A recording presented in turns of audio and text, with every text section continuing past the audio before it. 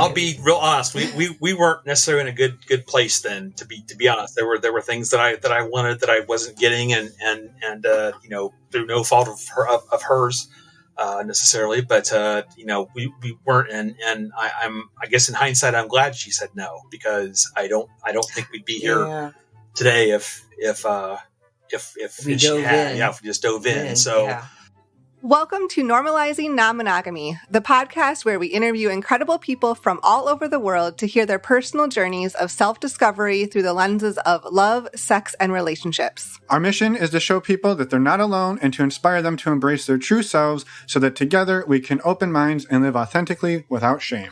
We believe everyone's story is powerful and beautiful, yet it's important to remember that everyone does life a little bit differently and that the views and opinions expressed by our guests do not necessarily reflect our own. Additionally, we aren't doctors. Please consult a medical professional for anything regarding your health that you might learn about on the show. Enjoy! Welcome to episode 316. We're Finn and Emma, and today we have a conversation with Beth and Mark. They have been married over 30 years. They've been in a lifestyle over 5 years, and it has been quite the journey. Yeah, this is a super fun conversation. I loved talking to these two. There's a lot of laughing that goes on in here, and we really love it. It's a delight. Yes, you can really tell that the two of them love exploring together, and there's been so much patience on both of their parts in working together to get to where they're at today. Yeah, I think that's sort of the underlying theme of this whole conversation is really a deep look at how the two of them first started talking about non-monogamy, how then they moved through these conversations. That's a tough word. Conversations with patience and grace and understanding, and then how they've evolved and adapted and just tested and iterated over the years together. And it's amazing. So I'm grateful that we got like a pretty detailed look at how these two did that. Yes. Also, you'll hear Mark talk about this later in the episode, but he does relationship coaching and does online summits as well. You can find out more about his work at openingus.com. And again, links are in the show notes, and you'll hear more about it in the episode. Absolutely. So yes, thank you, Mark, for doing the work that you do. And thank you, Beth, for coming on the podcast. And thank you to both of you for sharing your story. Yes, thank you so much. And with that, we are going to jump right into the interview for anybody who is a premium subscriber. And for the rest of you, well, we have a special treat today. We do. We are skipping all of the upfront announcements here. Hold on. Let that sink in. All of them. All of them. And in exchange, we have one favor to ask of all of you, and that is to go and leave us a review on the podcast platform that you use. If you're able to access iTunes or Apple Podcasts or Spotify, we would greatly appreciate reviews on those platforms, but any of them will be amazing. Yeah, Apple Podcasts and Spotify are sort of the two platforms that most people find us through. So your positive feedback, your 5-star rating, or whatever is appropriate really does make a difference in what people see and think of the show. And we would just be really, really grateful. But as Emma said, any platform, all of the platforms you use are helpful. So thank you all. That's all we have this morning or this afternoon or whatever time of day you're listening. Whatever time of day you're listening. A quick reminder to send us an email, send us a voicemail. We would love to hear from you. Go to our website, normalizingnonmonogamy.com, and find all the information on the Contact Us page. And that's it. That's all of the announcements up front here. We're going to jump right into the interview with Mark and Beth. I don't know what to do with all this spare time. Just drag it out a little bit longer for I'm just going to sit in silence for the next 6 minutes. Go enjoy the episode. Welcome, Mark and Beth, to the podcast. We're so excited to talk to you today. I can't believe we actually met you in person 5 years ago. I can't believe how fast time has gone. On a beach in Mexico. Right? But we're so grateful. Thank you for being here today. Oh, thanks so much for having us. It's a shame it's taken this long. Yeah, exactly. Yeah, but good things come to those who wait, I think is the trope there. So yeah. We're excited to have you back, or not back. We're excited to have you back in our presence. We're excited to have you here. So for anybody who didn't get to hang out with us on the beach, do you mind introducing yourselves for us and for anybody listening at whatever level you two are comfortable? Okay. Well, I'm Beth. We've been married 31 years. 31 years. Knew you about, 7 years before we got married. Met in college. Hooked up on a blind date. And ever since that, history. We've been in the lifestyle, 5 years or so-ish. Started exploring a bit. And been quite of a journey, and we're still on it. New things always. I love it. What she said. What she said. I love that it was a blind date, though. Like that, I think that's the mark of adventure to me. We'll just show up, and whatever happens, happens. And here you are, 30 some odd years later, on a podcast about non-monogamy. So who'd have thunk it? Never would have thunk that. 30. And little important fact that was my best friend and his wife that had the blind date, and they've been divorced for quite a while. So. I'm just like, what? We had the secret sauce and you didn't. So I love it. Well, I think what's amazing is I actually didn't remember that you were pretty much brand new to non-monogamy when we were sitting on that beach in Mexico, which, by the way, we were at an Airbnb and you were at Desire Pearl, and our Airbnb happened to be within walking distance. You could skip a seashell down the beach to it. And so you wandered down. And so, I didn't realize that was the beginning of your journey. But when did it sort of come up for the two of you? A few years before that. Well, he brought it up.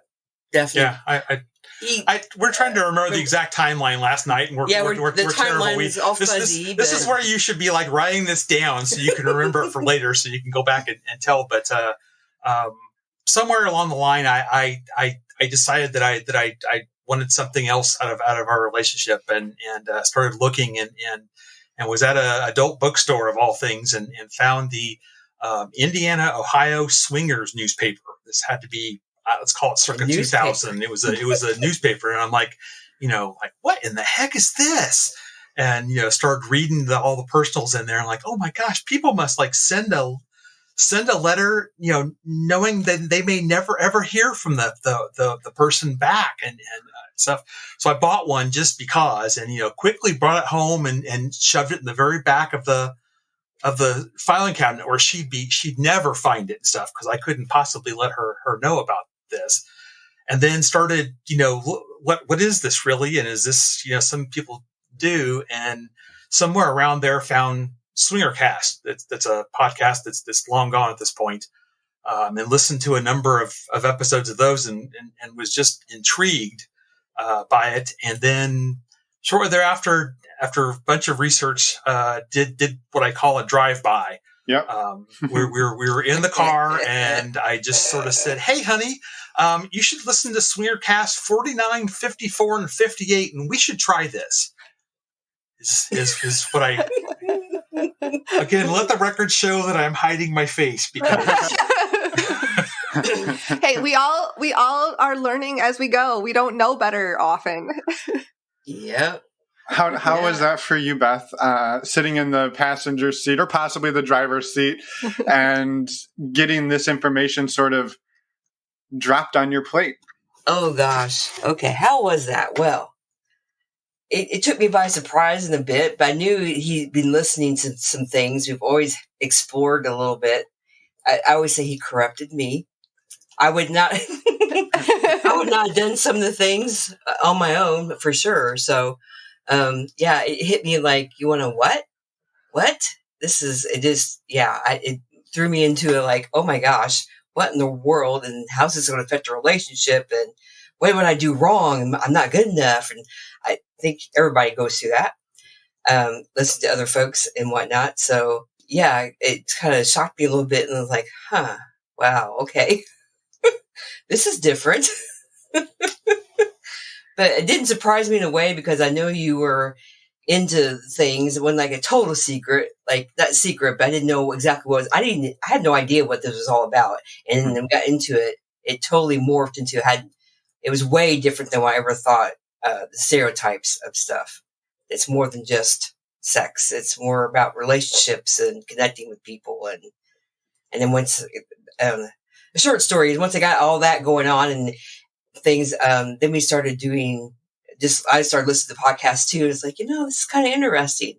I think I should give this a try at least. So But yeah, but it was strung out over many months, maybe a year or two, kind of thing. I'll be real honest. We weren't necessarily in a good place then. To be honest, there were things that I wanted that I wasn't getting, and through no fault of hers necessarily, but we weren't. And I guess in hindsight, I'm glad she said no, because I don't think we'd be here today if we just dove in. So I started, really looking to see if I wanted to continue with our marriage, and got some both counseling and coaching, and she went and did some. You started investigating these, I call them woo-woo things. Yeah. That was very interesting, and I've never, and it actually went with you a couple things. It was somewhere. What's with California and the woo-woo things? But they, met some interesting people. It's a thing. It's a thing. I so get it. Yeah, but it was all good. So it was good experiences or whatever. So then, we did a couple things, and I did my own thing, and learned that I'm not too old to try new things. So, and just kind of morphed into like, sure, let's try this. And we actually were much more solid ground before we actually started doing things, and did a lot of talking. Yeah. Well, I'd say so. Talking. So that almost a year, almost a year before we saw you guys, there was a Black Friday sale for Desire, that what would have been the Thanksgiving 17. Mm-hmm. And I came to her and I said, look, I've been watching this. It's never been cheaper. We got a year to figure it out. If we don't want to go. And what would you think about that? And, at first I was like, holy cow, what kind of resort is this? I mean, I wasn't like surprised because you've talked about it, and then it's kind of intriguing. And it's like, okay, have a year to prepare for this. Okay. Why not? We did. There was things that we did in that year that kind of dipped into some things, and I said, okay. Who would have known that I would have? It was of course, it was nervous. The nervous, once you get there, it is right. Once you get there, everybody, it's way different. Like, holy cow, this is really fun. People are really fun and cool. Yeah. So. And I want to dive in more to that experience for sure. But I think what I'm hearing both of you say is that you have been together for a long time, been in a marriage for a long time. Sounds like there's some underlying curiosity and exploration throughout your relationship, but also recognizing like there were needs that weren't getting met, and trying to figure out if that was a relationship you want to stay in, what did that look like? And that this was part of that process, like going through and learning more about non-monogamy in general. And that was all part of that, like kind of uncovering and self-discovery for each of you, but also together. Yeah, I would have to. Oh yeah, agree with that. I mean, and during that time period, so we have a swingers club in town called Club Princeton, and we'd gone. I think even before I asked her to participate, we just gone just to be in the atmosphere. We wouldn't think about. I can't believe I did that first. I just couldn't believe I was going to do such a thing. Oh my gosh! Oh my gosh! I still remember and now it's not a problem. It's changed a lot. I still remember that time required you to come into their office and do like an in-person interview at that time period and stuff to see if you were, if they'd accept you or whatever. Weirdos, We're like, oh, okay, and stuff. I'm like, what am I doing? But it was sort of the first thing, and then we started going to a hotel takeover in Toledo, Ohio, and we'd always talk about first, like what do we want to. What are our rules for this, and what do we want to get out of it? Yeah. And it's like, okay, not just going to be with each other, just but it got us used to and took care of the proverbial. Yes, they're not going to pounce on you when you walk in. Sort of. Stereotypes, whatever. That was my thing, and as I found out, it's nothing like that at all. Right. In real life. Yeah. So, I love that. I love to I wanted to touch really quick, Mark, or both of you, but Mark, especially on like the drive-by and the way you described it as the drive-by. And I think we did an episode recently with a couple, Brew and Mark, and he talked about how he backed the dump truck up, right? And you back it up and you just dump everything and you unload it. And it's such an interesting predicament, whichever partner it is that has to at some point share that they're interested in something, they've learned about something, because you kind of have like, it's a tricky spot. You can either, you learn about it right away, and most people don't just be like, oh, I heard this thing, and they go right to their partner and be like, I know nothing about it. Let's explore it together. I think when it's something big and scary like this, then the natural reaction is like, research it, learn about it, figure it all out, determine if you want to do it. But all the while you're doing that, you're building an imbalance in knowledge and in experience. And then at some point, you have to go, well, shit, now I have to tell my partner about it, and I've got a freaking PhD in this stuff, and they've never even heard of it. And now how do you do that? And I think I loved how you kind of shared that, like, you did the drive-by, but it sounded like then you like took the pressure, you eased up, you hit the brakes, you're like, here's the information. Now you get on your journey, and I'm okay maybe waiting a year or something for you to get up to where I'm at, or at least get some knowledge so you and I are talking at least some of the same language. And I just think that's a really important, because there isn't a right way, right? There's not a right way to tell your partner. But then I think it's after you tell them, how do you react? How do you respond? How do you do that dance? And I really appreciated hearing how you did that, and that it seemingly worked. Yeah, you did. He gave me time. We were doing counseling and together and separately. And I think, realizing that he understood that it was a drive-by for me, I think he just got it, that I needed time, and he gave it to me, and not feeling like I wasn't pressured just to jump right in. I know at times, sometimes I could tell you were a little like, oh, is she ever going to catch up? No, because you were excited about things. Yeah. And I just wasn't there yet. But then, that changed. Well, I do remember a time where I promised her I wouldn't bring it. I brought it up several more times. Yeah. And I just said, I'm not going to bring it up again. I'm just, I just sort of became that we probably weren't going to do anything with it. And, we'd see. So then I remember there was a summer evening that we were watching TV, and she was sitting on the couch, and I was laying across with my head in her lap. And I just sort of said, I said, we should make friends with some other couples and, go dancing or drinking or, something like that. And she just sort of deadpanned to me and said, you still want to swing, don't you? And I said, yeah, I really do.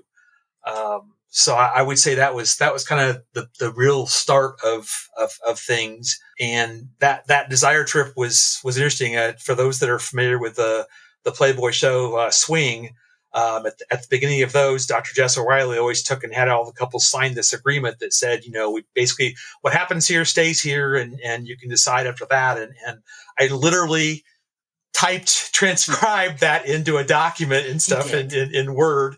And, we decide what would be our limits for that week, and both signed it. I don't think I kept it. That would have been kind of cool to keep it. It might be somewhere. I know. Again, for our historical archives when we take and make them.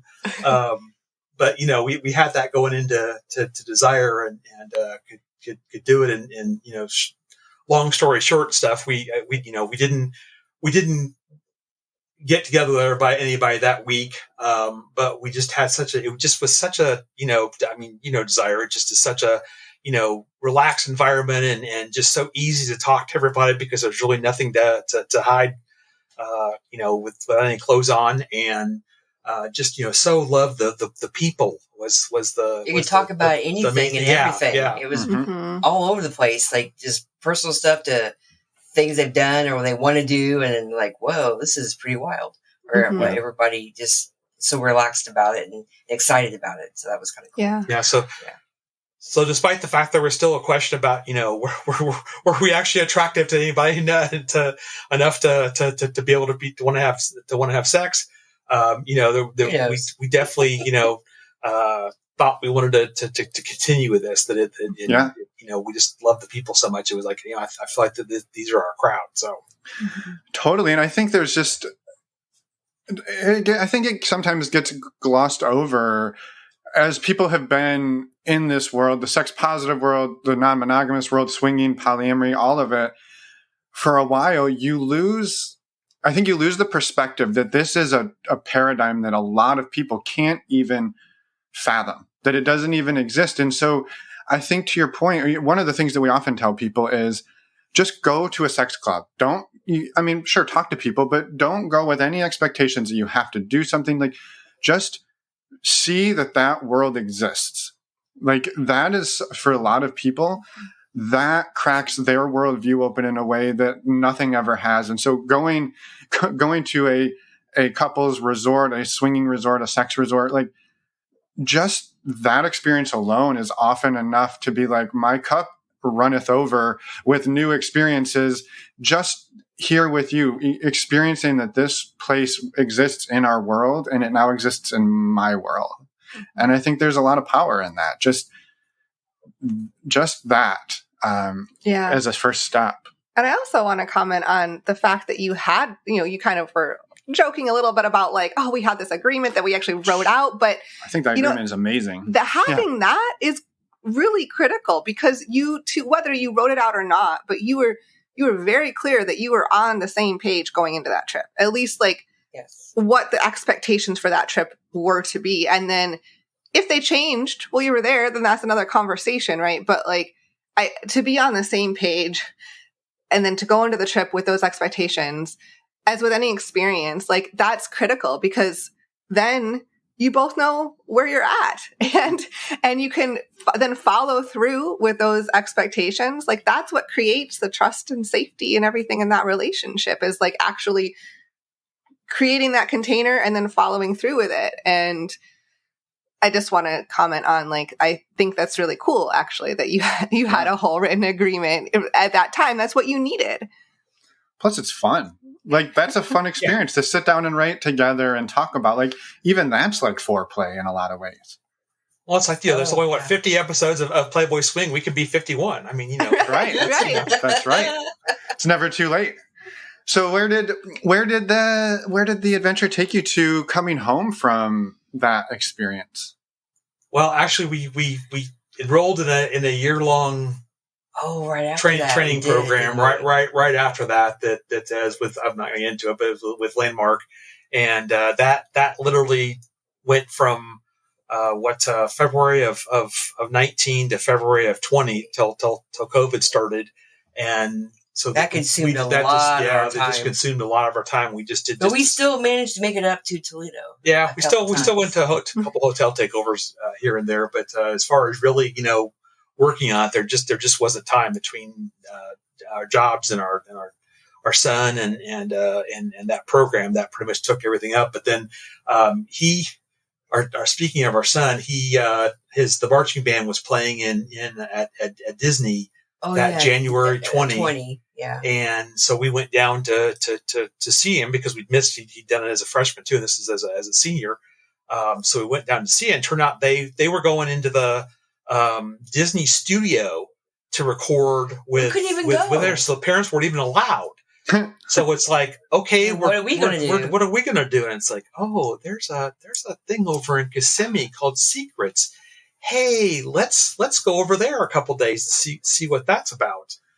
And I might have been the first night that we were like sitting sat next to a couple at the bar, and we're talking to them, and turns out they'd been talking to another couple that had gone to the restroom, and they came back, and then one of them said, "Oh, would both couples like to come to our room for a shot?" And I'm like, and this drink they were talking, I don't know what it even was. Cranberry something. I remember. But anyway, it's like, oh, okay, we're just going to go for a shot. That sounds. That's what he thought. That sounds good.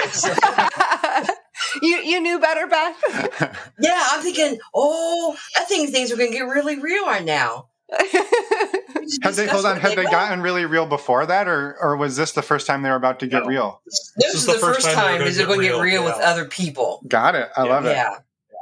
Yeah.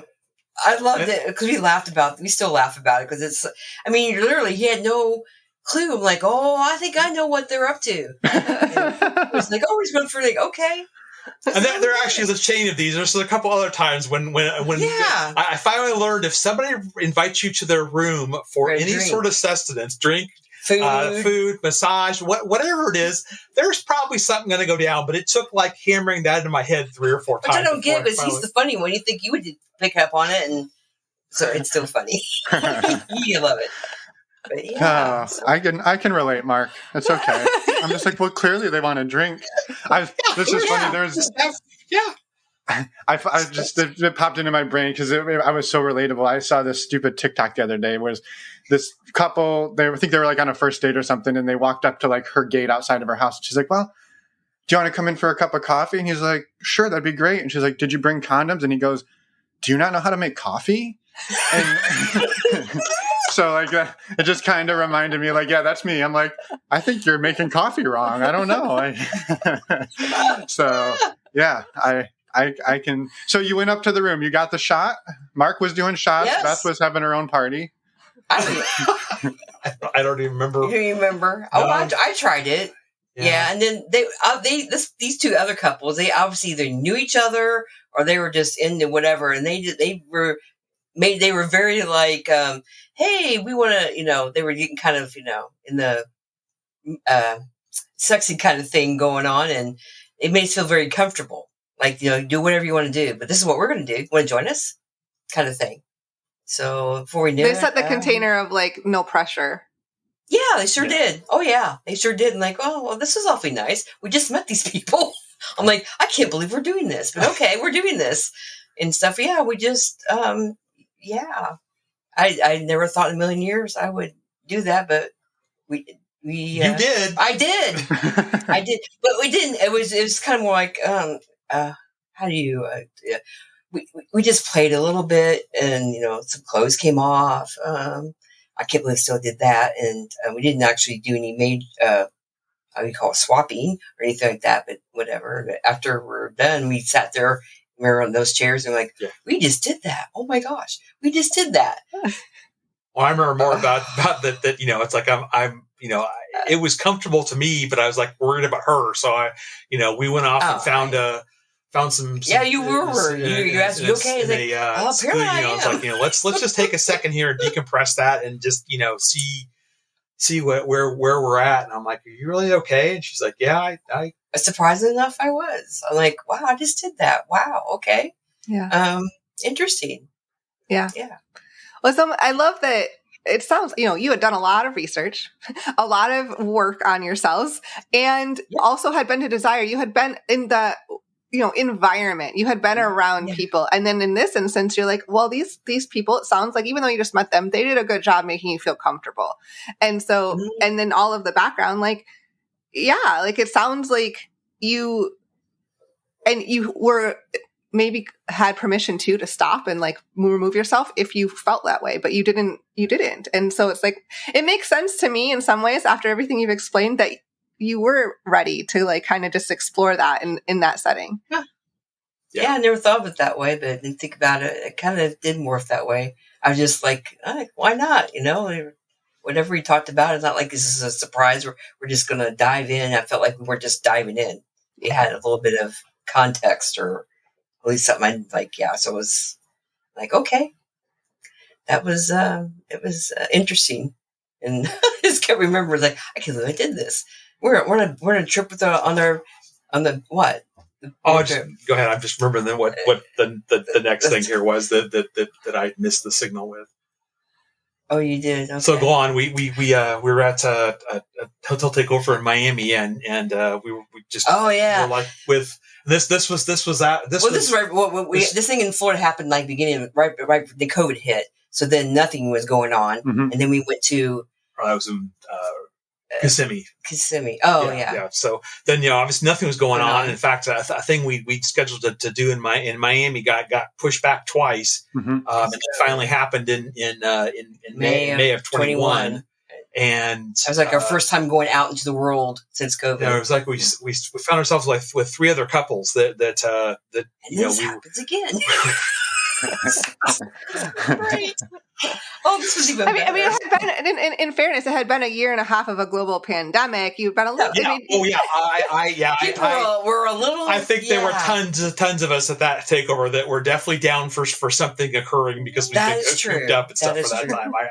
Great I timing. have no doubt in my mind. But yeah, there were 3 other couples that we like, danced together and did other things. And the one woman said, we should just go up and check out the playrooms. And again, I thought, okay, we're going to go up and see what's going on. Just sort of, peer through the door. I'm going, oh, okay. And again, something actually occurred besides that. Yeah, we were going to check them out. We'll have me all empty. Well, then we filled them up with all of us.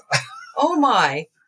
That was so once again, all these couples they were more experienced, but they were very made us feel very comfortable and what we wanted to do or not do. Exactly. And just kind of spontaneous whatever has happened. And yeah, it was pretty cool. I'm like, okay, this is cool. We ended up spending more time with one of the couples that we met there later on. So it just started the thing. Yeah, I love it. We started talking, and there was a city that was right between us, and it's what if we got an Airbnb and spend a weekend together, and did some wine tasting and whatever, and that occurred, and that went really well. Yeah. And it was, for that one, Mark, did you realize that wasn't just wine tasting? That was a euphemism. Did get that on this time, but I didn't think it happened again. It was hilarious.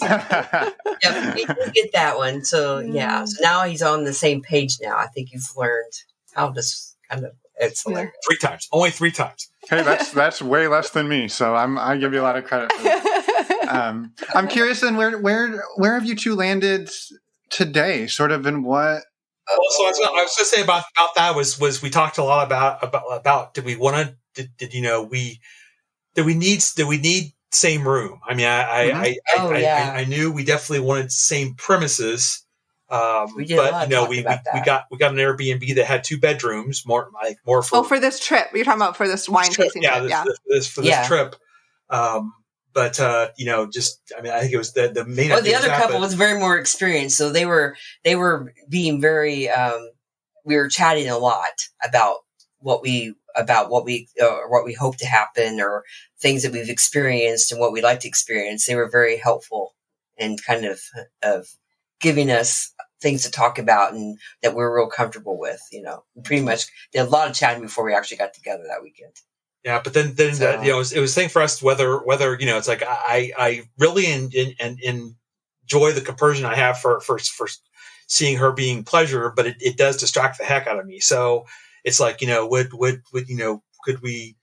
And this other couple were real nervous about it for the first night. I'm like, let's just if it will stop if it's too much, but let's just try this because I thought it'd allow us both to concentrate on our partners together, and it actually worked out very, very well, I think, and it has kind of become our we're in the same premises and different rooms. It kind of is fine, and it worked out rather well, especially if you know both the other couple pretty well, got to know them pretty well.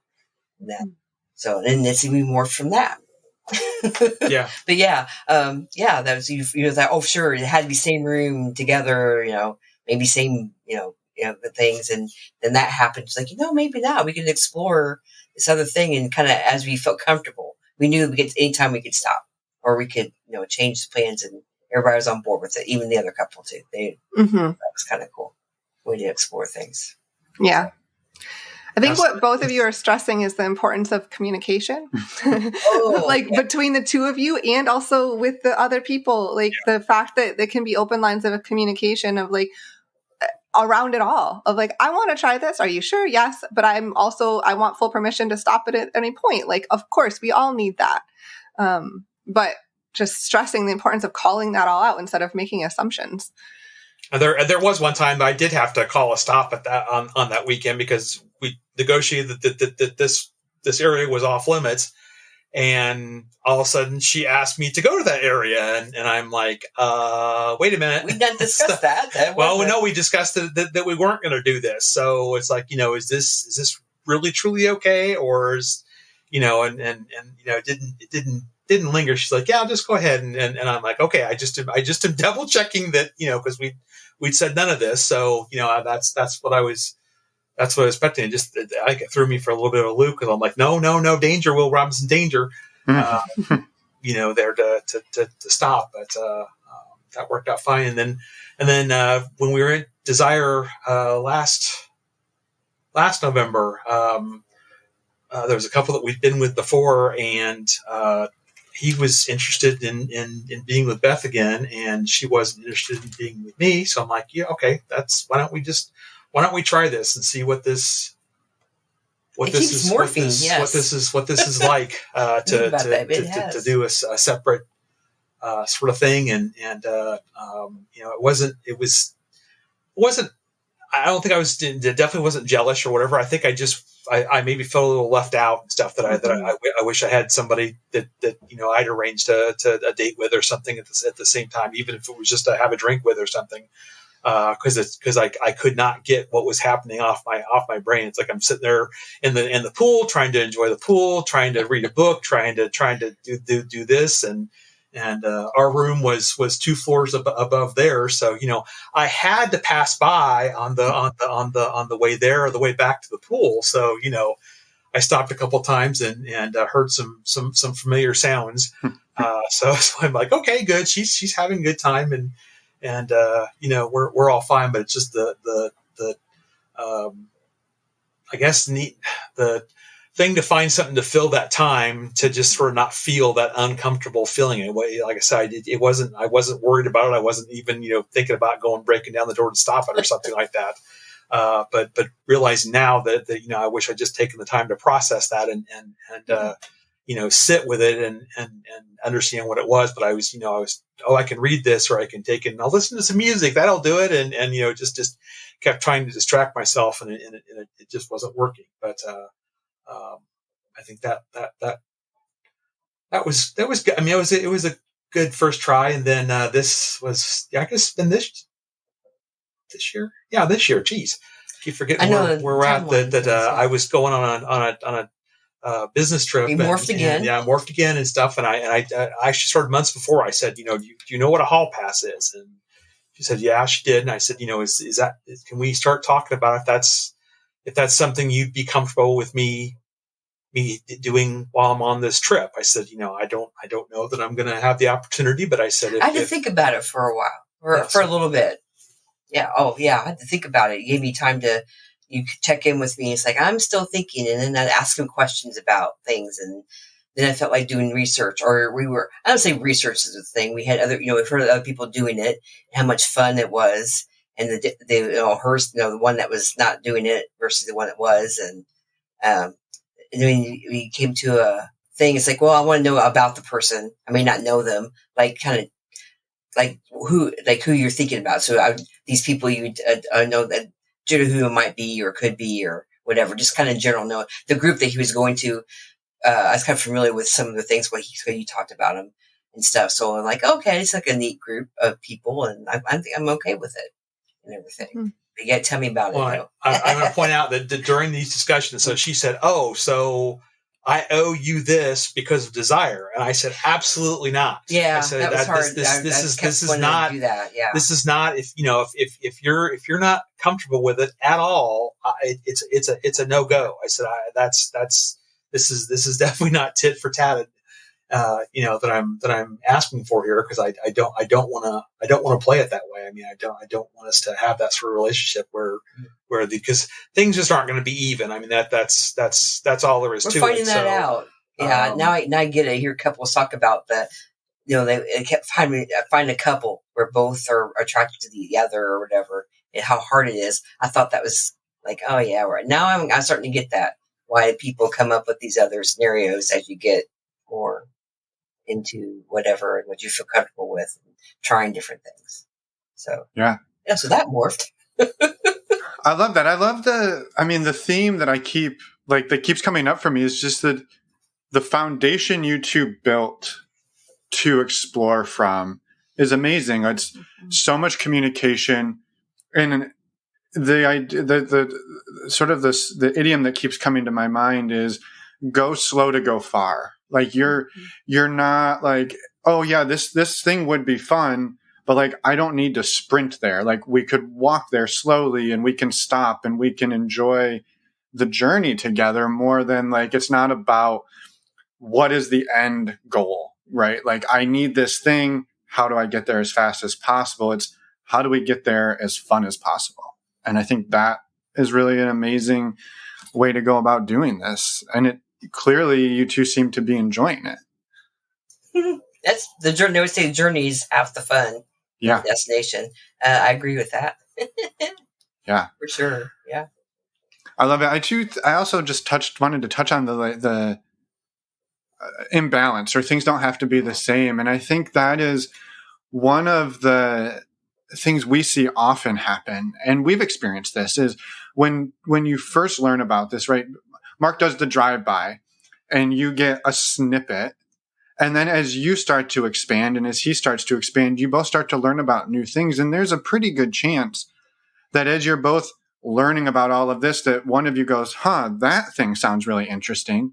And the other one goes, this other thing sounds really interesting. And now you both have, while you might have some similar interests, you have new interests. And maybe they don't overlap, but now you might be able to find other people to explore those while you can still come back together. And so I think that is also like a really natural trajectory that I don't know that we've even really talked about in that way, that like as you're both expanding what is visible to you, you're going to find new things, and they may not be the same things because we spend so much. I mean, Emma and I did this. We did so much together in our lives, swinging or not, that so much of our interest overlapped just because we didn't have a worldview that was bigger than each other. And as we opened that, we're like, oh, there's this, and maybe we don't like all the same things, but that's scary. Oh yeah. Oh yeah. You said that very well. Yeah. That's nailed it. Yep. Well, speaking of things, we said, we were like, look at that polyamory thing and stuff. Now it's just too much. It's not for us. And then we met the couple from somewhere. Somewhere. And, we've become very close over this, year? So I'm trying to remember when we first. Only because they showed a picture of the new remodeled bathroom, and he wanted to know, like, well, how did we get invited to this new remodeled bathroom with a big shower? And he said, well, we'll invite you over. Just come over. And sure enough, we did. Oh my gosh. And been friends ever since. But, and, we generally now see them every 4 to 6 weeks. We go there, they go here, so they come over here, something like that. And it's given us pause to go, I've asked her, I said, so, if they lived here in town, oh, yeah. What might be possible in that? Something we definitely weren't looking for by any means, but we all four get along so daggone well that it just seems like that's a big possibility if we were in the same city. It might be, we'd like to have fun.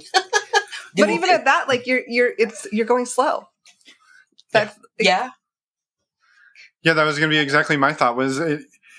You're allowing it to be what makes sense, right? Maybe if they lived next door, you would see each other much more frequently, but you can still have all the fun and the excitement, but it just looks a little different because they live where they live and you live where you live, and everybody's doing whatever. Like, I think that's the beauty of it, is to say, cool, it's there, but here's what we can practically do with that.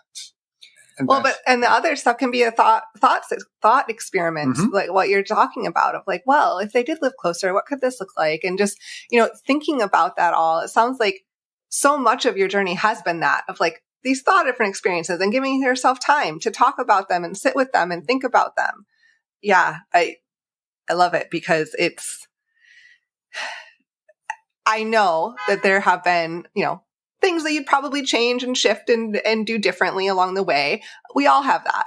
But the fact that you both have come to this so conscientious about having the time and the space to think through things and to communicate about them, like, it sounds, let's say overall painting the picture, that the two of you have been relatively successful, moving your relationship from what it was to what it is today, and creating this new relationship for the two of you.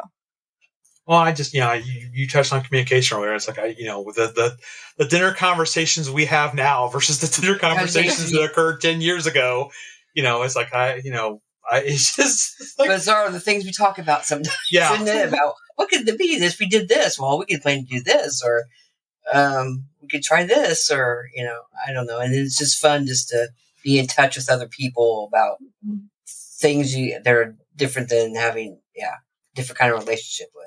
Well, I recently heard somebody talk about that, as a monogamous couple, you often take in, and the one thing you definitely withhold from each other is your attraction to other people. Mm-hmm. That you don't say, "Oh, that waitress was really hot" to your wife, or the wife doesn't say, "Oh, there was a hunk at the gym today." I mean, they more than likely feel it because they're human, but you want to keep things as they are, so you just don't bring that stuff up, is what it comes down to. And I just love being able to just that freedom to be completely honest that I found her attractive, or there's been times she's even said, "Hey, I'll bet you really thought she was something," or whatever, and I'm like, "Yeah, I did," it doesn't threaten our relationship. It doesn't. It's just all in fun and. Well, I would say fun, but it's just something it's fun to do, or it's just an experience, I guess. Yeah. How else? I mean, building on that, how else have you two seen your relationship grow through these experiences, and maybe similarly, like each of you, how have you seen the other grow? Well, I mean, for Beth, I mean, I there are certainly outfits that she's wearing to parties that I didn't think she'd be caught dead in. That that's. Oh you learn really quick, or I've learned really quick that it doesn't matter. You look what you look like. People accept everybody. You say that, but you can't really until you experience it. Like going the first time to Desire, I'm like, okay, no one fell over or shunned me away or whatever. It's like, it really does work that way. But it's hard to get that out of your head.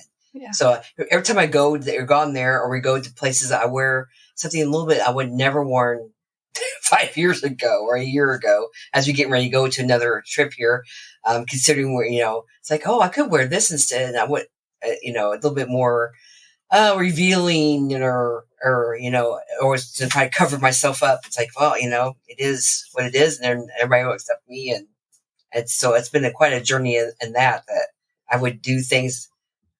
I can't believe I still run around like a Desire in the pool, nothing on. Oh my gosh, that's just crazy. So that's definitely a big place to grow in. Mm-hmm. Yeah, for sure. Sure. So, yeah. Well, like they said too, is our love and understanding and all those sort of things, for each other have grown by leaps and bounds. Because I don't feel like, that if I broke a rule, that it would be, oh, just get out. That we give each other that space and stuff to realize that, that we're human, and we're like, it's likely to be unintentional. That we didn't break it just to take and get in trouble or to be mean.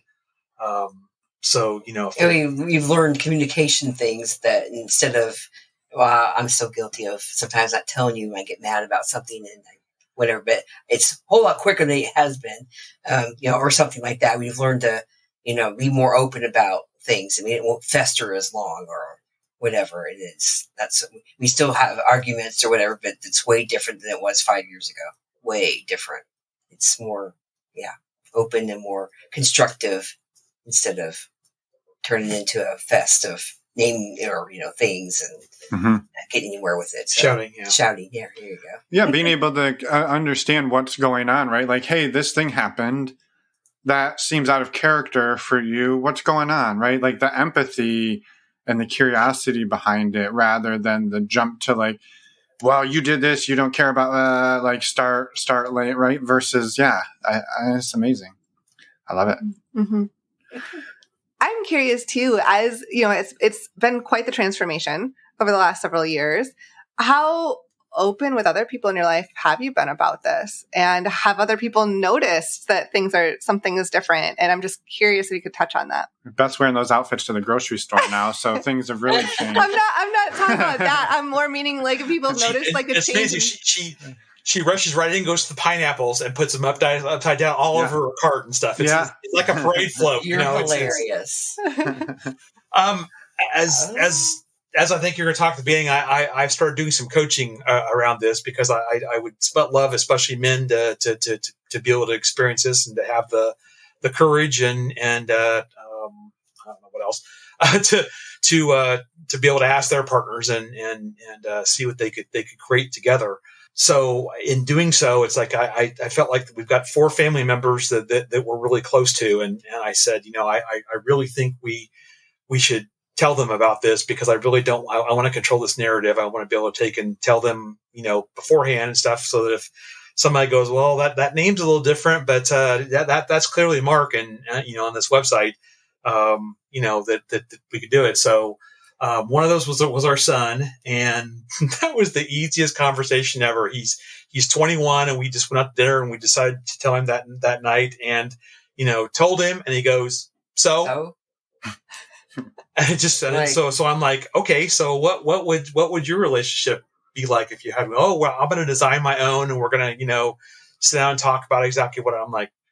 Who are you? I've never even heard him talk about having a relationship, let alone this. So, well, yeah, he probably because he knew we were doing something because we'd be gone, and he would stay with people, or as he got older, we'd be gone overnight somewhere. So then we kind of filled in the things. So, but we were a little surprised. Playing cards. I know what we were doing. Yeah, but we were just a little bit surprised it didn't seem to faze him all that much, or like, oh, okay, I see. Like, we were prepared for all kinds of different scenarios, but maybe not that one. But like, okay. and then my sister, when Beth and I were having trouble years ago, I confided in her and said that I asked Beth to do this. And I still remember the words, don't you do that.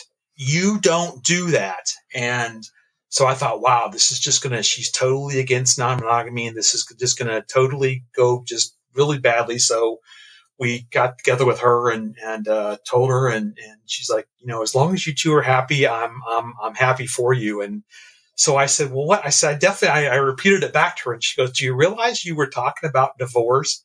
And I was thinking that Beth's attorney would take and bring that up, that you were, so I was trying to protect you. It wasn't that at all. And it just is like, oh, wow. It's like, I carried that around for, years and thinking that can't share this with her because she's not accepting of this. And it was, she was totally cool about it. I mean, I don't think it'd be her choice, but, it was nice to know that we have her support with this. Mm-hmm. Yeah. That's amazing. And it sounds like, so the people you have told, it's gone well, and you're sort of probably, it sounds like with all things, you do them in a very measured, conscientious, calculated way. Yeah. Yeah. I love that. Do you mind, Mark, maybe expanding a little bit on your work and your coaching, and then we can ask a couple other questions before we let you two get along with your afternoon?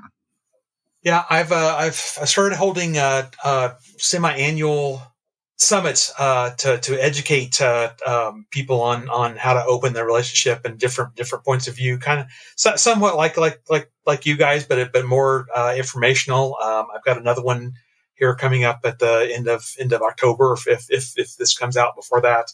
I give you the link that people can sign up for it, and using that to try to just educate, because I think there's so many people out there that have seen something in the media about this. I mean, my gosh, Vogue ran an article, or has actually, I think, run multiple articles now about non-monogamy, and I'm just like, if a predominantly closed magazine is doing it, then this is kind of here to stay, and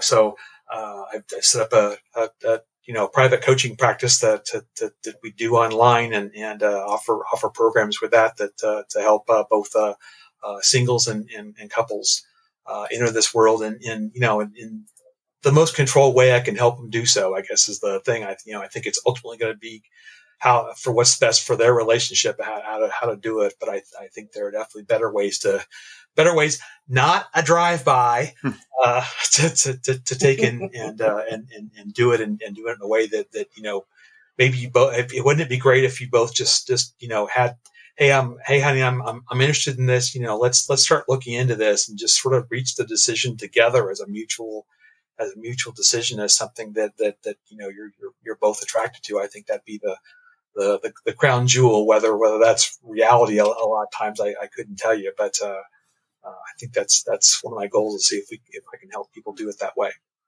Yeah, I love that. Well, links to your site and information will be in the show notes, and this probably won't be out before your next retreat, but it sounds like you do them periodically, and so we will. It's not a retreat; it's a masterclass. A masterclass, yeah. Yes.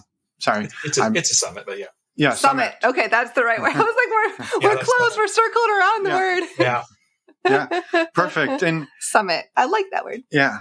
I also maybe would love to just pick apart the drive-by a little bit more, because I'm curious on this, because it is one of those that I look at my life and how I share information with Emma, and this is historically how I do things, whether it's not necessarily non-monogamy, but a new hobby, something I get excited about. I dive in like so deep, and then by the time I'm talking to her, like I'm just like shaking with excitement about it, and she's like, "Easy there, dude. Like what?" And well, I think it's more like information overload for me. I'm like, I don't know how to take this all in. Yeah, and that's been my work then, to say, how do I titrate this? Like I could unload the fire hose, or I could dole it out a little bit softer. And I think it's just such an interesting quagmire problem that you run into, where you want the information, you want to share the information, but you also have to support the other person in finding it their own way, while you have to be patient. And I don't know if there's a question in there. It's more just acknowledging that this is an experiment or an experience that we hear people have so often. One person goes all in, and the other person feels like they're just lagging behind, and it's so common. Yeah.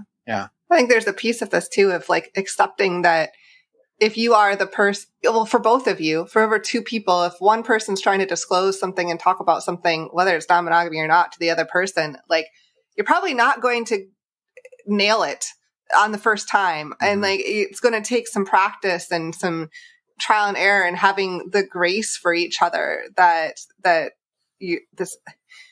we're all humans trying our best to know how to communicate, and we don't always nail it. Yeah, what I was going to say, we don't practice doing these sorts of things. I mean, we don't,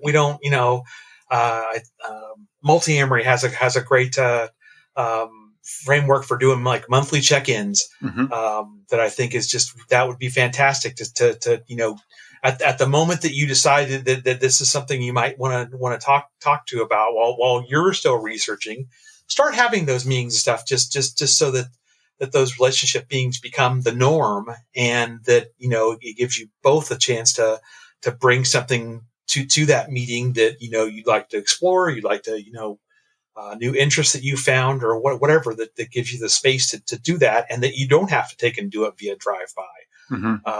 But we're not, at least our parents never demonstrated something like that to us. So, it's, I think that's why we just don't really have the skills to do it, because it's just not something that's it done, is a skill. One of the things we learned from our couples counseling, and the thing we got is like how to communicate better, just the whole planning things. And actually you came over that at first I kind of like, I don't know about this.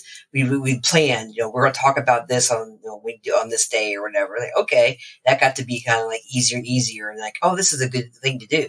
Then that way you feel like you have to keep something, or you think about it and you just spill it all out there, and it's like a place to do it.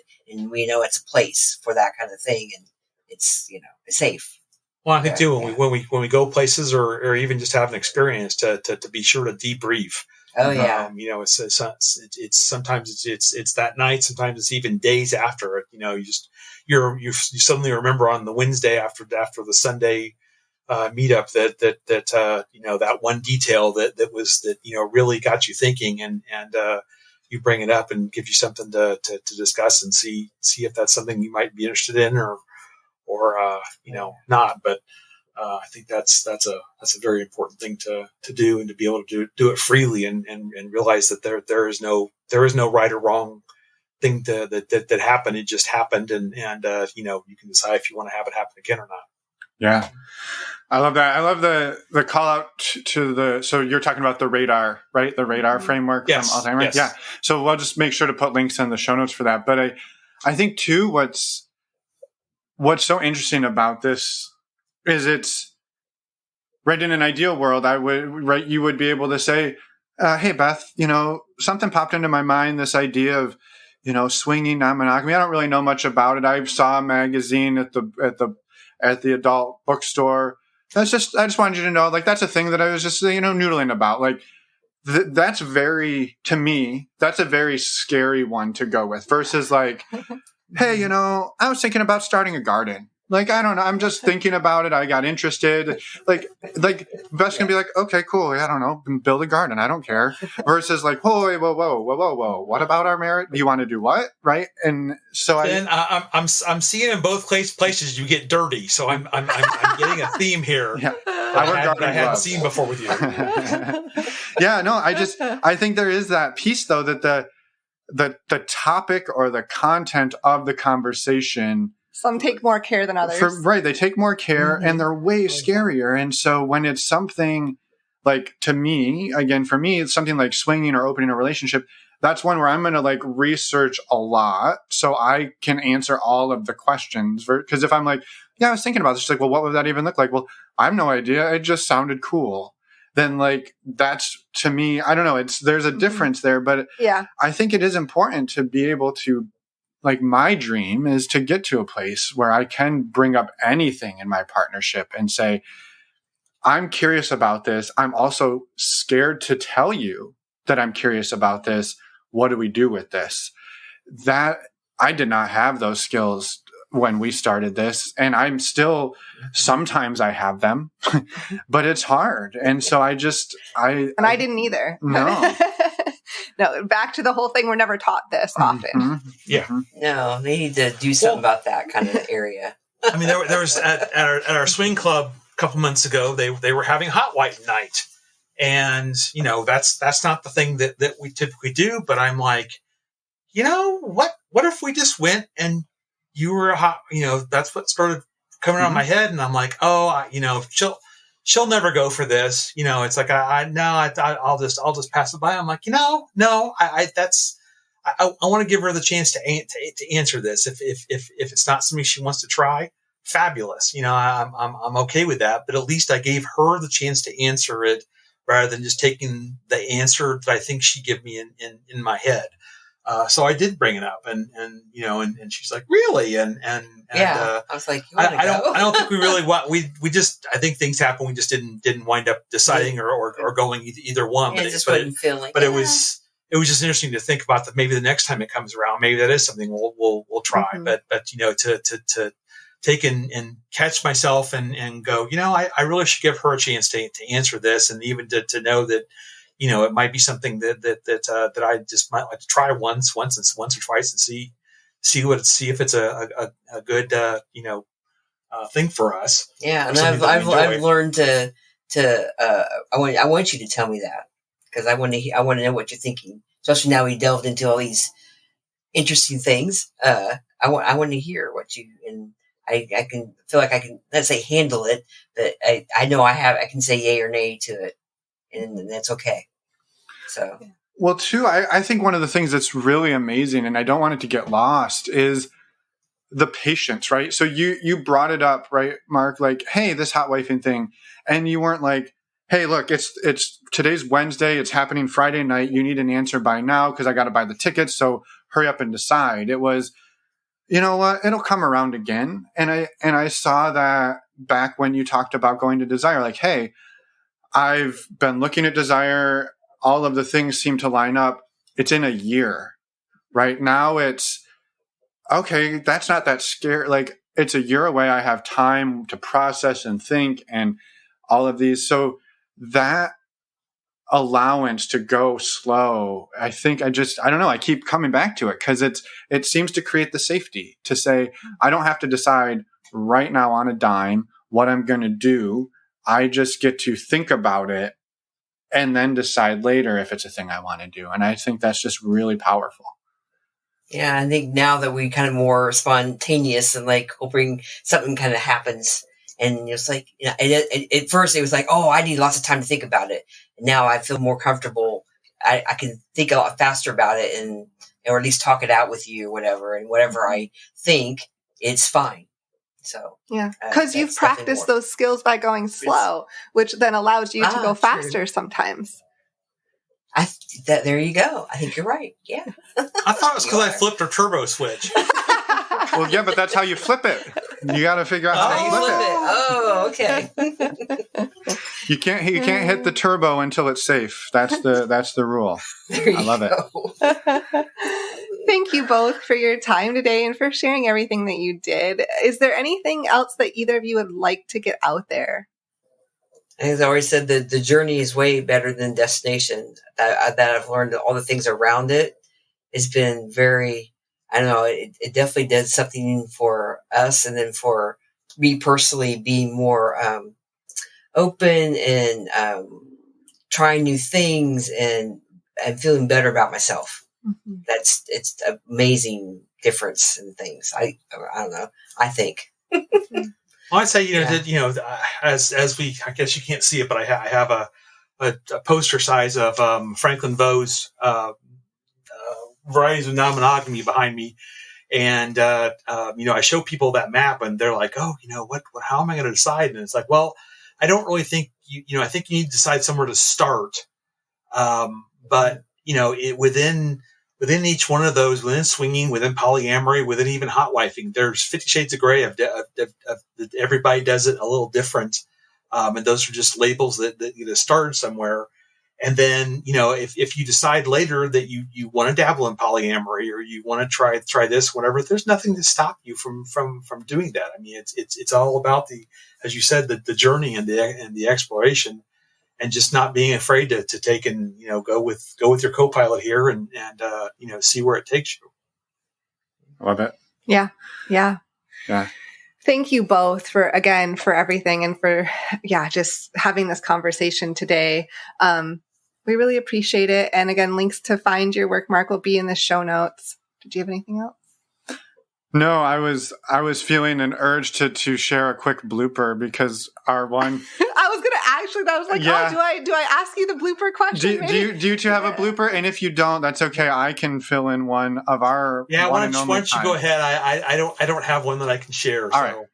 Fair enough. Well, we'll keep it high level. This was our one and only time. Beth? Oh yeah, go Beth. Do you, Beth? No. I think we're thinking the same thing. She knows what I can't share, so. Okay. Well, we'll just assume it's so good that it would blow people's minds. And I will compensate with this hilarious anecdote about our one and only time going to Princeton Club. Oh, yeah. This was the time that we stayed at a hotel. We were driving a hand-me-down 1999 Camry. So when I say we had it valet parked, not because we're fancy, it was a requirement by the hotel that we were staying at for free with hotel points. They lost our keys. And so when we came down to get our car to drive to the club, they were like, sorry, we can't find your keys. Don't worry, our hotel shuttle will take you to wherever you need to go. Oh. and anybody who's ever been to Princeton Club knows it's in an interesting part of town where maybe the hotel shuttle was a little bit suspicious about where we were going. And he kept being like, turn left. You sure? That's okay. I'll turn left. And so I was navigating. So he drops us off here in the middle of a pretty interesting part of town. Yeah. And he was giving us some looks the whole time. And then we happened to be there the week after the two owners had a huge fallout. This was quite a few years ago. So one of them had, and so this was our only experience. So we've never been back. We've heard wonderful things about the club, but our experience was the two owners got into a big fight. One of them came back and basically took all of what they believed was theirs. And so we including were like all of like the audio equipment, the posters on the wall. Like it was basically stripped of everything that made it a lifestyle club. And we got delivered there by a hotel shuttle. And so that was our one and only Princeton Club experience. That was so many years ago, but it was just, we were just like, what are we doing? And where are we? And what's happening? It was those two owners that we had the interview with. Mm-hmm. Oh, love it. That's amazing. Yeah. That's how long ago that was too. Yeah, exactly. Yeah. So we had our experience. So again, no comments on what it's like today. We've heard it's lovely, but that was our one and only hilarious series of events. So. Yeah. All right. Getting dropped off by the hotel shuttle. That was quite the experience. Hopefully the hotel shuttle came back for you as well. We decided we were just going to call a taxi. So we were like, we don't need to do that in reverse. That was enough. I was like, I don't know if Uber was a thing back then. I don't think it was. We taxied home. So yeah. The good old days. Yeah. So well, thanks so much for having us. We really, really appreciate your podcast, and I can really tell that you both are able to take what we as guests talk about and find recurring themes and pull that out where I don't think if I was doing it I would have that skill at this point to do that, but I can tell that you really honed that skill, and don't ever change the theme music. Fair enough. All right. Well, love it. We don't know what's happening anymore. We'll see. We'll see on that. But yes, thank you for your kind words. That really means a lot. Yes. Thank you, Mark. And thank you, Beth, both for being here and for being amazing. And I'm glad that you like the theme music, by the way. Yep. Or that you've just grown accustomed to it after 5 years. Tolerant. Yeah. Everyone's grown tolerant of it. So I love it. Well, have a beautiful afternoon, and we will talk soon. All right, thank you. Take care. And we're back. Thank you so much, Mark and Beth, for coming on the show, for sharing everything that you did, and just for the amazing work that you do, too. Thank you so much. Yeah, as Emma said, thank you both. This was a wonderful conversation and a really great look behind the scenes at the process that you two took to open and to then continue to iterate and open and that whole process. I don't know. I was blown away by it, so thank you. Yes. A few quick reminders. In the intro, we actually asked you to leave us a review, either on Apple Podcasts, Spotify, or any other podcast player. So I'm just reiterating that real quick. And wanted to tell you all that our next virtual meet and greet is on December 9th. You can find out information and sign up on our website, normalizingnonmonogamy.com, and click on the events tab. Yep. You can also find out information there about how to send us a question for our Ask Us Anything episodes. Episode 2 just came out this past Friday. It was wonderful. And we've got some really great questions for upcoming episodes, but we need more. We would love, love, love your questions. So please send those in. And next week, we have an interview with Joe. Come back in 1 week and listen. We are excited to share all of that with you in a week. Until then, enjoy your weekend. Happy almost December. And we'll see everyone in a week. Bye, everyone. Thanks for listening.